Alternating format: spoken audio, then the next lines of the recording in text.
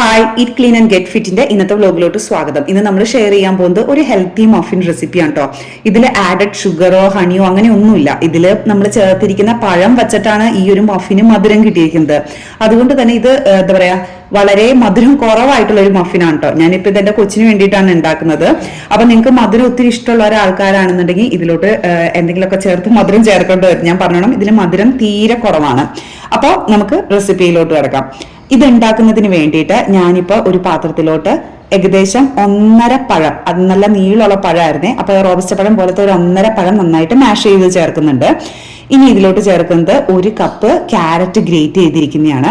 ഇനി ചേർക്കേണ്ടത് 1/2 cup apple sauce ആണ്.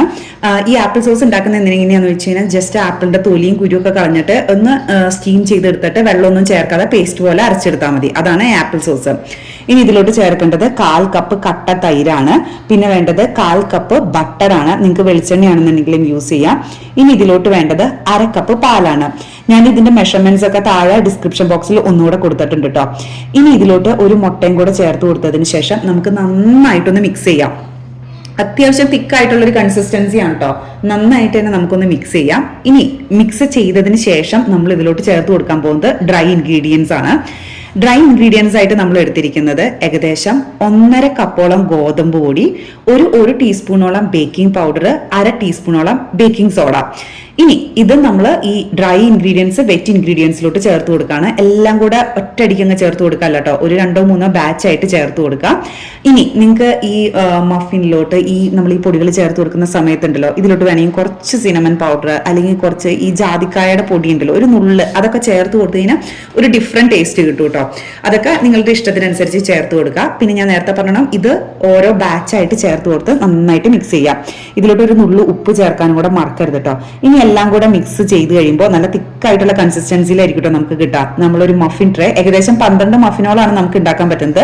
അപ്പൊ അതിലോട്ട് നന്നായിട്ട് ഗ്രീസ് ചെയ്തതിന് ശേഷം നമ്മൾ എടുത്തു വെച്ചിരിക്കുന്ന നമ്മൾ റെഡിയാക്കി വെച്ചിരിക്കുന്ന ആ ഒരു ബാറ്റർ ഉണ്ടല്ലോ, അത് ചേർത്ത് കൊടുക്കുക.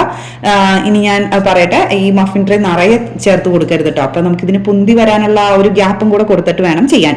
ഇനി ഈ ഒരു മഫിൻ ട്രേയിലോട്ട് എല്ലാം ചേർത്തതിന് ശേഷം ഞാൻ ജസ്റ്റ് 6 മഫിനിലോട്ട് മാത്രം കുറച്ച് ചോക്ലേറ്റ് ചിപ്സ് ചേർത്ത് കൊടുക്കുന്നുണ്ട്. അത് നിങ്ങളുടെ ഇഷ്ടത്തിനനുസരിച്ച് നിങ്ങൾക്ക് നട്ട്സ് ചേർത്ത് കൊടുക്കാം, ചോക്ലേറ്റ് ചിപ്സ് ചേർത്ത് കൊടുക്കാം, അല്ലെങ്കിൽ റേസിൻസ് ചേർത്ത് കൊടുക്കാം. എന്താണോ നിങ്ങളുടെ പ്രിഫറൻസ് അത് ചേർത്ത് കൊടുക്കാം. ഇനി ഇത് 180 ഡിഗ്രി സെൽഷ്യസിൽ 10 മിനിറ്റ് പ്രീഹീറ്റ് ചെയ്തിരിക്കുന്ന അവനിലോട്ട് നമുക്ക് ഒരു 20 മിനിറ്റ് വെച്ച് കൊടുക്കാം.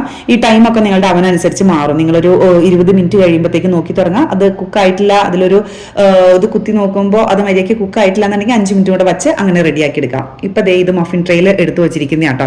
ഞാൻ നേരത്തെ പറഞ്ഞത് തന്നെ ഇതിന് മധുരം തീരെ കുറവായതുകൊണ്ട് നിങ്ങൾക്ക് ഇച്ചിരി കൂടെ മധുരം ഇഷ്ടമുള്ള ആൾക്കാരാണെന്നുണ്ടെങ്കിൽ ഇതിൽ നമ്മൾ ബേക്ക് ചെയ്യുന്നതിന് മുന്നേ റൈസിൻസ് ചേർത്ത് കൊടുക്കാം, അല്ലെങ്കിൽ ചോക്ലേറ്റ് ചിപ്സ് അങ്ങനെയൊക്കെ ചേർത്ത് കൊടുക്കാം. ഇതിപ്പോ ഇതിന്റെ ചൂടൊന്നും ആയിട്ടില്ല കേട്ടോ. ഒരു 10 മിനിറ്റ് കഴിഞ്ഞപ്പോഴത്തേക്ക് ഞാൻ ഈ വീഡിയോയിൽ കാണിക്കാൻ വേണ്ടി വേഗം എടുത്തുന്നേ ഉള്ളൂ.